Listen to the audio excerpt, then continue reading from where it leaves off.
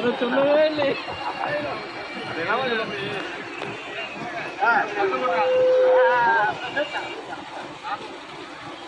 நடந்து முடிந்த நாடாளுமன்ற தேர்தலில்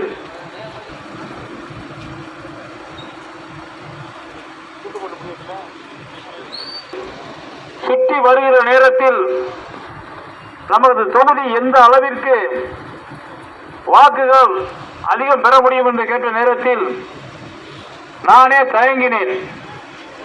எவ்வளவு போல நடந்து முடிந்த இதுக்கு முன்னால் நடந்த பாராளுமன்ற தேர்தலில் 50,000 வாக்குகள் அதிகம் பெற்ற தொகுதி அதை விட அதிகமாக கிடைக்க வேண்டும் என்று கூறினார்கள். நானே தயங்கினேன். இந்த தொகுதியை பொறுத்தவரையில் ஒரு சில பகுதிகளில் பலம் பழுக்குதுன்னாங்க.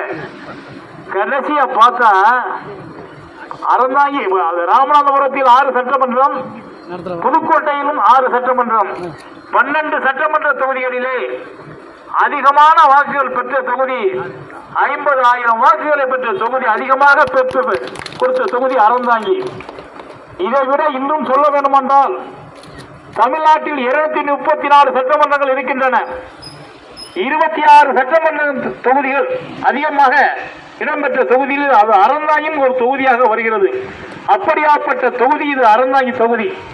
இந்த தொகுதி வாக்காளர் பெருமக்கள் ஒட்டுமொத்தமாக வாக்களித்து நல்லவருக்கு வாக்களித்திருக்கிறார்கள். சில பேர் வேட்பாளராக அறிவிக்கிற நேரத்தில் சைத்தான் வந்து விட்டது என்று கூறுவார்கள். நவாஸ்கனி என்று சொன்னவுடன் நல்லவர், செய்ய முடிஞ்சா செய்வார், செய்ய முடியாது, யாருக்கு எந்த தொந்தரவும் பண்ண மாட்டார் என்று கூறினார்கள். அதே போல 2வது முறையாகவும் அதிகமான வாக்குகள் பெற்று இந்த தொகுதியில் உங்களெல்லாம் நன்றி கூற வருகின்றிருக்கிறார்கள். 2வது முறை மட்டுமல்ல, தொடர்ந்து அவர் இந்த தொகுதியில் நாடாளுமன்ற உறுப்பினராக வருவார். வருகிற நேரத்தில் திராவிட முன்னேற்ற கழகம் இந்த தொகுதியில் உறுதுணையாக உங்களுக்கு தூணாக நிற்கிறது. எங்களுக்கு உடம்பெல்லாம் வலிக்கிறது.